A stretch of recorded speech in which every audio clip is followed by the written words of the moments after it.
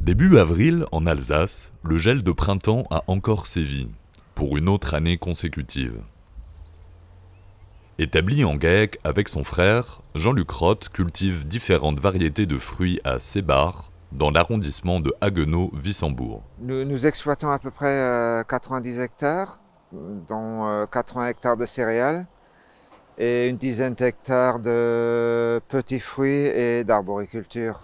170 arts de surface couverte en petits fruits, 2 hectares 50 de poires et 2 hectares de pommes. Une production de kiwis sur 30 arts qui pour l'instant est en 4e feuille. C'est une nouvelle production à l'essai. Et quand j'ai appris que le kiwi était une culture où il n'y avait quasiment pas de traitement, je me suis dit c'est ce qu'il nous faut, je veux dire. Parcelle enclavée, protégée du vent du nord. Et donc on va faire un essai, voilà. Pour l'instant, au niveau des kiwis, il n'y a pas grand monde en Alsace qui en fait. Au niveau référence, pour tout ce qui est conduite culturelle, il n'y a pas trop de données. Et puis pour l'instant, on a du mal à trouver des infos, voilà. Il est en train de débourrer. Donc je veux dire, il y a les pousses qui sortent, les premières feuilles. Donc il y a des tiges qui vont pousser. Et puis dans 3-4 semaines, il y a les boutons floraux qui vont se former. Et puis ça va fleurir dans 4 semaines à peu près. Dans la nuit du 3 au 4 avril, l'arboriculteur a veillé le thermomètre pour réagir au bon moment. Sur les coups de 22 heures, j'ai commencé à regarder à peu près comment était la température, à quelle vitesse ça baissait. Alors je me suis dit, hop, pour l'instant ça va, il n'y a pas de souci, on est au-dessus des seuils. Puis à 4 heures, on était près de la limite, on était à -2 à peu près en température humide.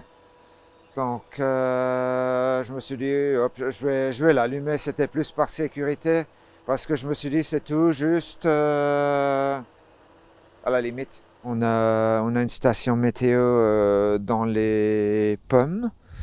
On a aussi le réseau Sencrop, donc je veux dire c'est les stations qui sont réparties un peu autour de nous, où on peut voir ce qu'il fait dans les différents secteurs, dans les 5 prochains kilomètres.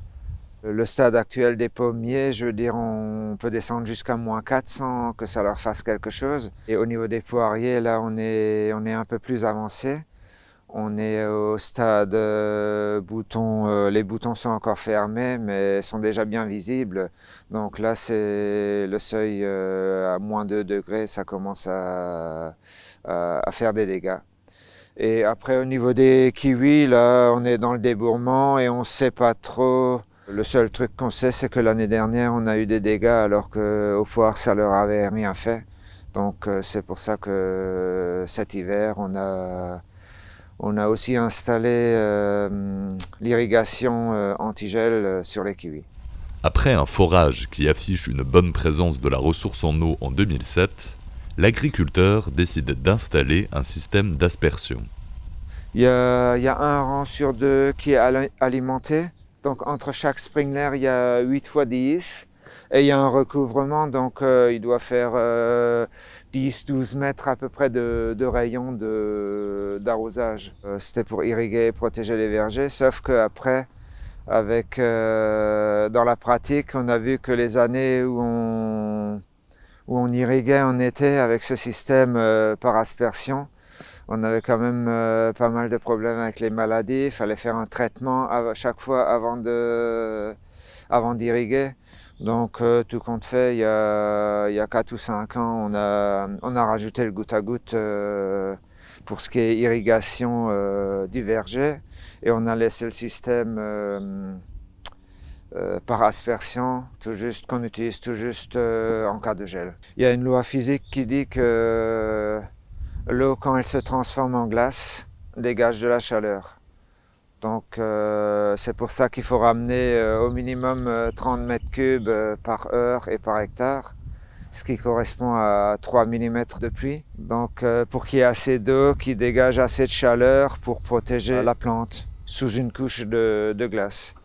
Et c'est pour ça aussi qu'il faut qu'il faut laisser allumer un peu plus longtemps jusqu'à ce que la glace soit quasiment fondue, même avec des températures positives. Quand la glace fond, c'est l'effet inverse, je dirais, elle refroidit. Pour contrecarrer ce phénomène, il faut encore continuer à arroser un petit peu jusqu'à ce que ce soit quasiment fondu. La glace qui se reforme continuellement crée donc un cocon protecteur autour des bourgeons, où la température avoisine les 0 degrés et ne gèle donc pas. Cette technique, en plus d'être très discrète, fonctionne aussi bien en cas de gelée blanche partant humide ou de gelée noire partant sec. Il faut faire attention aux quantités apportées pour maintenir la réaction et à ne pas saturer les sols en eau, au risque d'une érosion ou d'un lessivage trop important.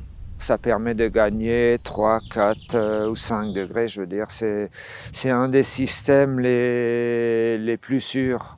Pour l'instant, avec les gels qu'on a eus ces dernières années, même en 2017, ça a toujours suffi. Je veux dire, au niveau poirier, on a une parcelle qu'on peut arroser et 2 parcelles où on n'a pas d'antigel. En 2017, où c'était quand même l'année où le gel était le plus généralisé et le plus fort, on avait une très belle production, plus que la normale, sur nos poiriers protégés.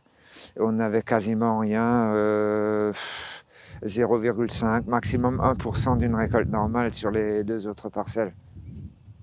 C'était radical. En ce printemps 2023, le mercure n'est pour le moment pas descendu en dessous de -3 degrés. Le gel n'a donc provoqué que de faibles dégâts et ne devrait pas entraver le développement d'une floraison supérieure à la moyenne.